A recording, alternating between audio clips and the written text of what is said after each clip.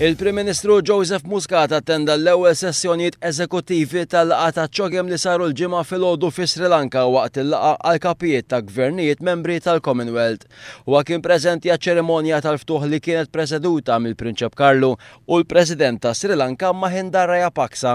Wara saret l-ewwel sessjoni eżekuttiva fejn ġew diskussi numru ta' punti dwar il-ħidma tal-Commonwealth. F'kummenti dwar l-akkużi ta' ksur ta' drittijiet tal-bniedem waqt il-gwerra ċivili fi Sri Lanka li ntemmet fis-sena 2009.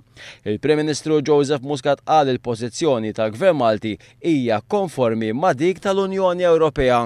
Jiġifieri li fil-waqt li wieħed jilqa' l-fatt il-gwerra ċivili ntemmet, madankollu jemmen fil-bżonn li jiġu investigati ksur ta' drittijiet tal-bniedem li seħħew fin-naħa ta' fuq tal-pajjiż. Il-Prim Ministru Joseph Muscat qal li qabel mal-pożizzjoni tal-Prim Ministru Ingliż David Cameron li sostna illi mhijiex soluzzjoni li ma tattendix bħalma sar minn pajjiżi oħra.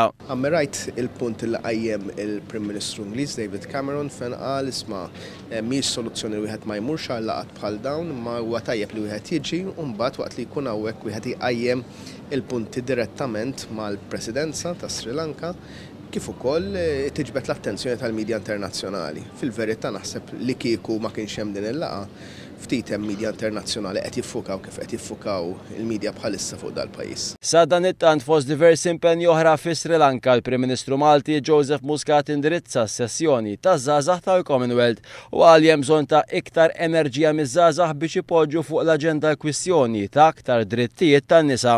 Semma li ċerti pajjiżi tal-Commonwealth għadhom lura ħafna f'dak li għandu x'jaqsam ma' drittijiet tan-nisa u qal li żgħażagħ għandu jkollhom il-ħeġġa biex iresqu dawn l-issues il quddiem f'pajjiż. Il-Prim Ministru Joseph Muscat kellem ukoll dwar id-dritt ta' vot fl-età ta' 16-il sena u qasam magħhom l-esperjenza ta' Malta li għaddejja mill-fażi fejn mis-sena d-dieħla iż-żgħażagħ li għandhom 16-il sena se jkunu qed jivvutaw fl-elezzjonijiet tal-kunsilli lokali.